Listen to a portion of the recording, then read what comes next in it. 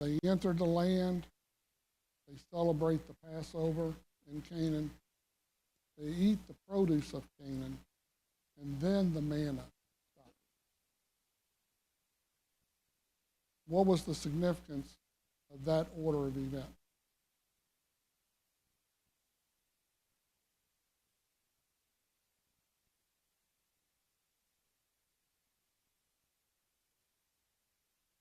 Was there a significance in that order? What? Mm-hmm.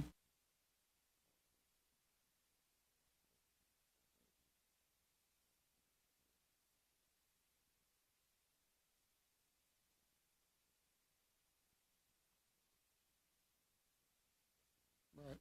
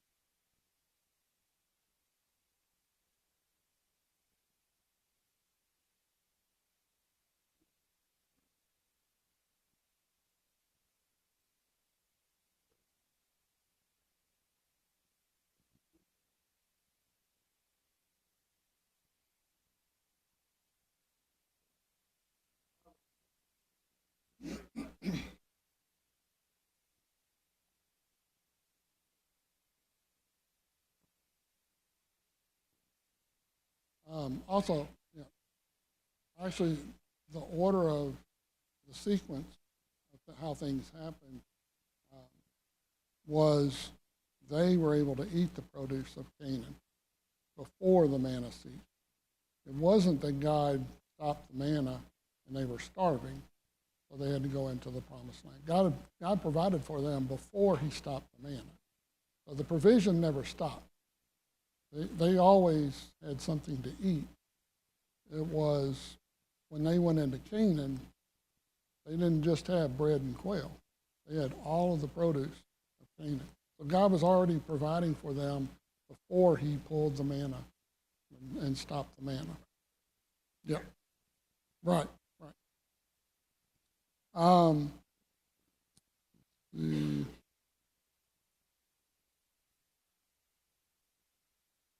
as far as applying that to today, some of the things that you know God may do, um, in our lives, um, you know, our manna, if you will, may stop, but we have to be on the lookout for maybe a new opportunity, another person in our life, maybe someone we never met that could help us out, a different job, like Steve said, um, a different season, wisdom, preparation, hard work, and maybe there's some resources that we already have that we aren't taking advantage of.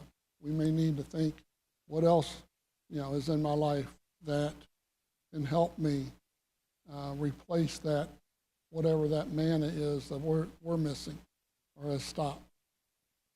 Um, the main thing is we always remember that even though a provision may change, the source is not. God is always there. We just have to find it.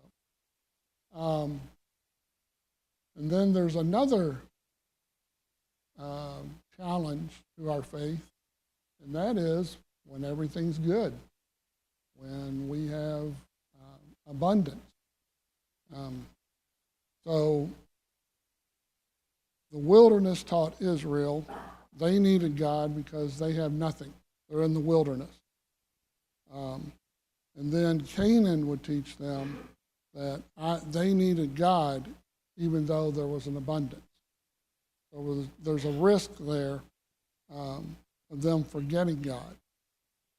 Larry, will you read Deuteronomy 8:10 through 14?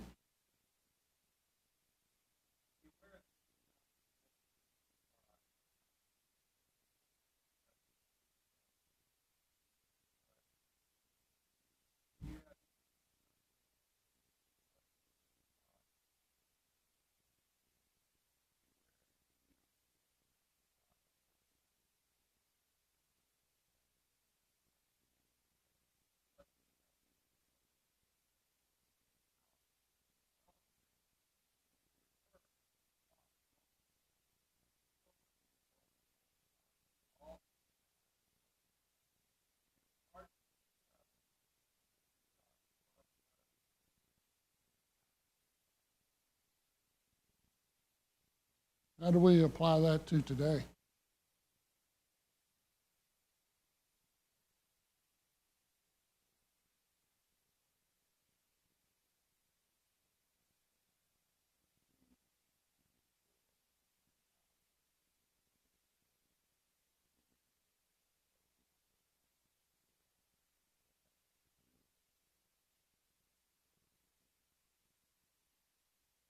Yep.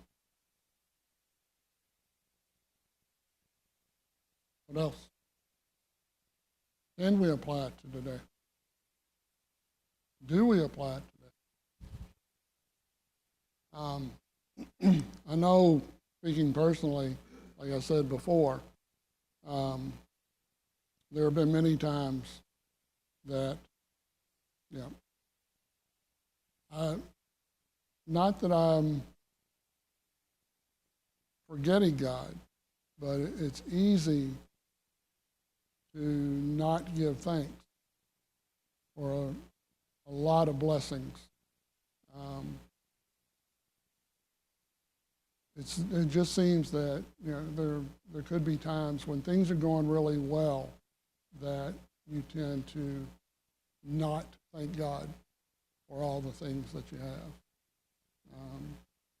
Sometimes it's a negative type context and you focus on what you don't have. But if you'll pause and think about what you do have, you'll realize that you have a lot of blessings to be thankful for.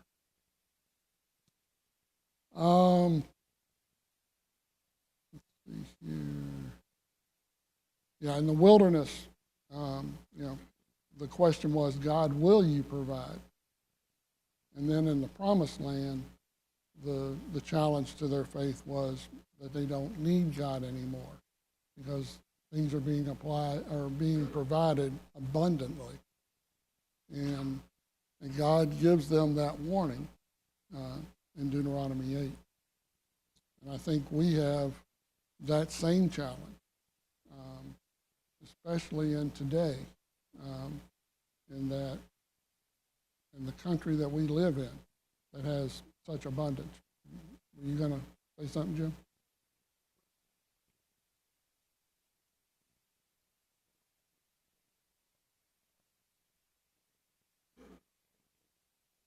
Mm-hmm.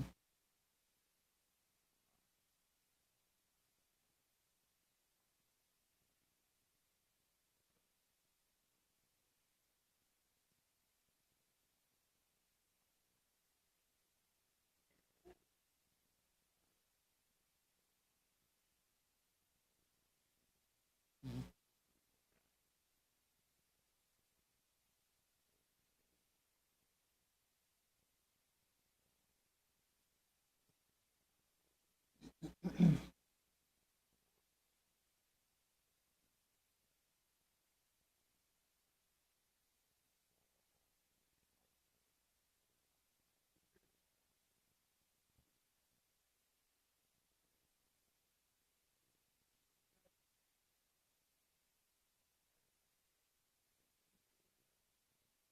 Right.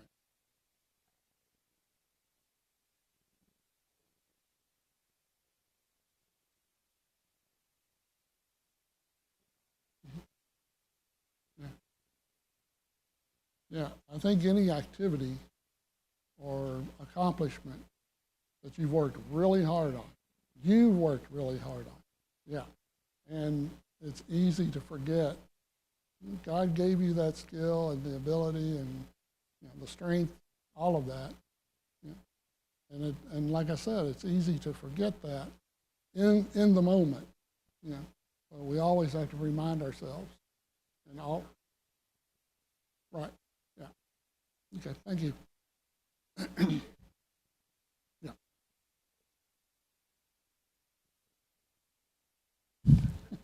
Really.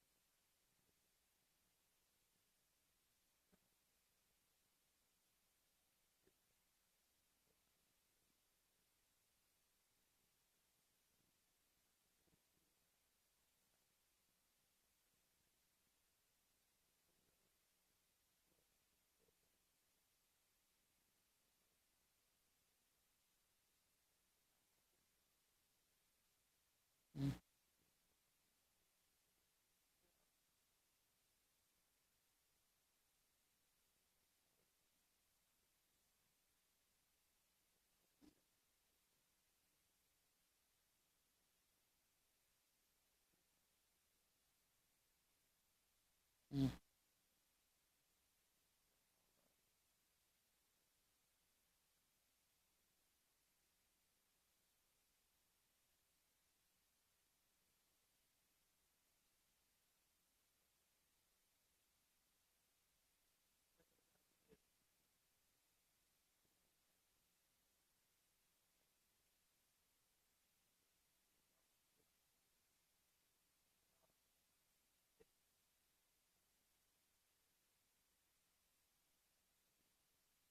Mm.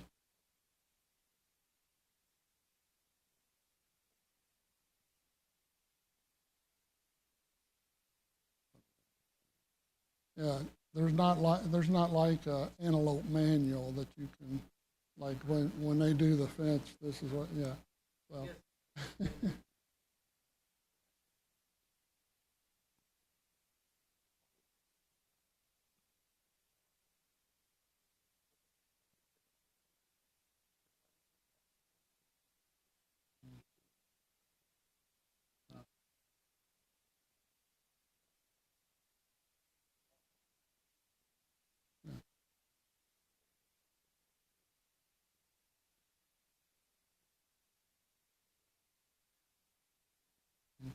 And not just thankful, but willing to accept what happens.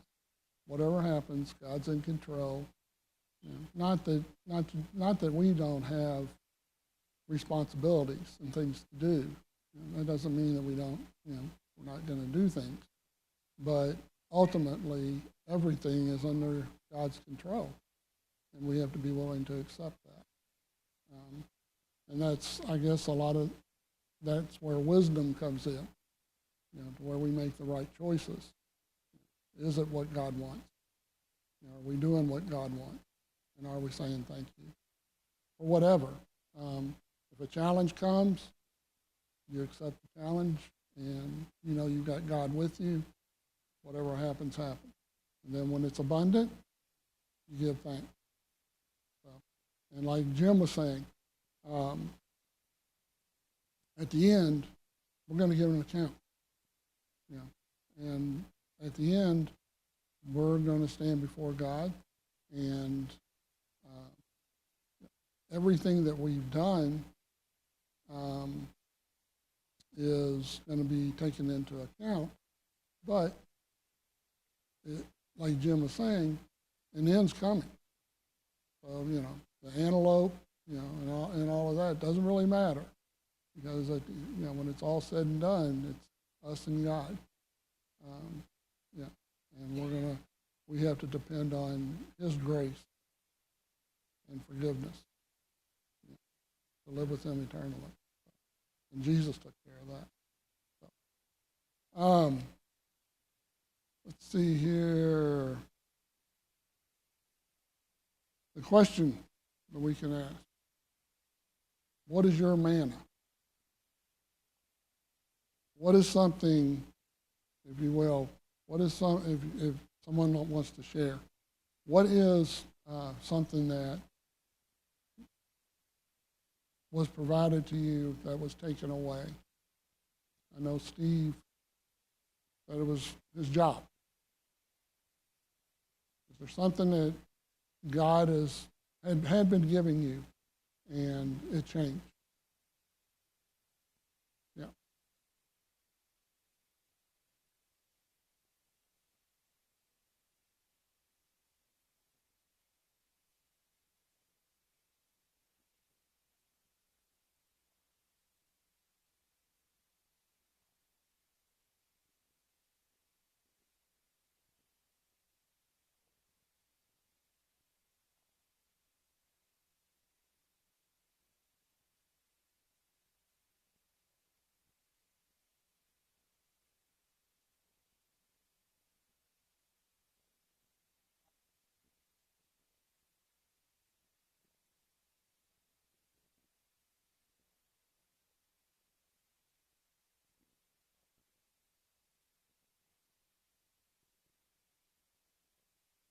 Okay.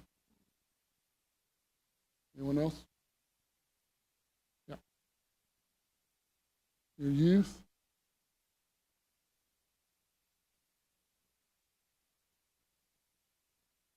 I feel your pain.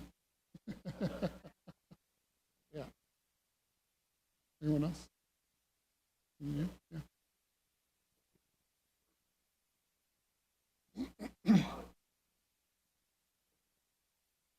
Mm, yeah. Yeah. That's one of the times that you really trust God, hold on to God. I see another hand. Yeah. Good health. Absolutely. Yeah. Yeah. So I think that sort of touches on Pam, youth, and the good health. Yeah. Someone else? Yep.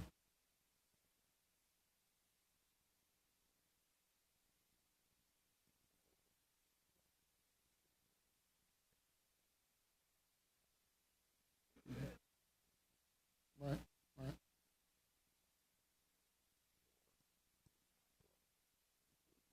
Right. Absolutely. Yeah. Um, Another question. What is your promised land? What is it that could take away, could, I don't say it, maybe not it does, but what are things that could divert you from your remembrance and your dependence on God? Is there anything?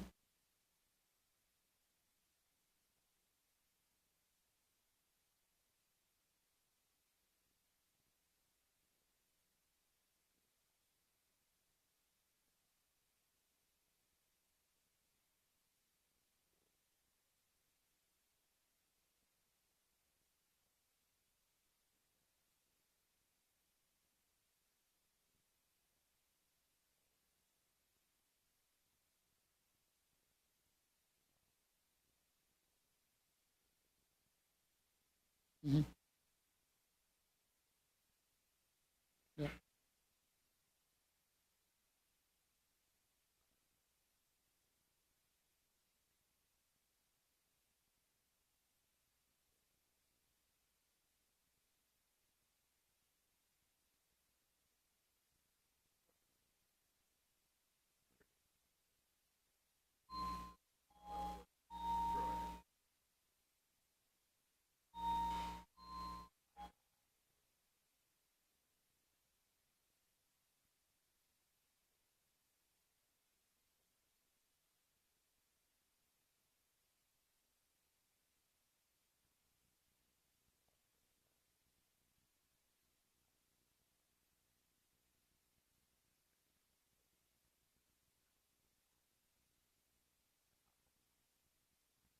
Right. Okay.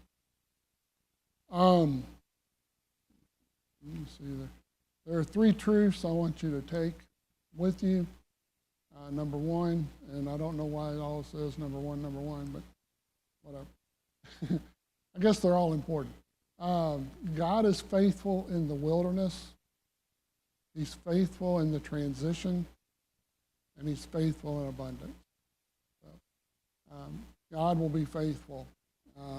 There are numerous um, scriptures that say, I will never leave you or forsake you. Deuteronomy 31:6, 31:8, Joshua 1:5, 1:9, Hebrews 13:5. It says, I will never forsake you, and I'll never leave you. So he repeats that over and over. Yeah.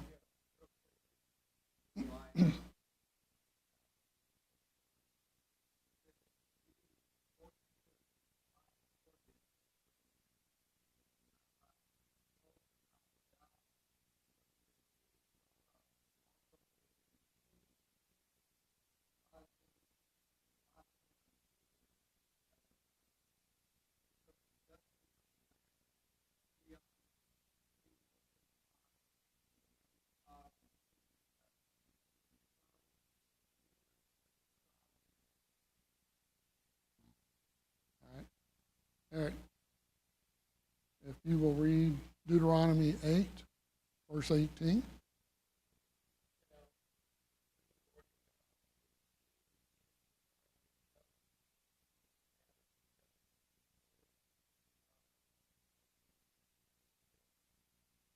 All right. Well, Israel had to learn two different kinds of faith.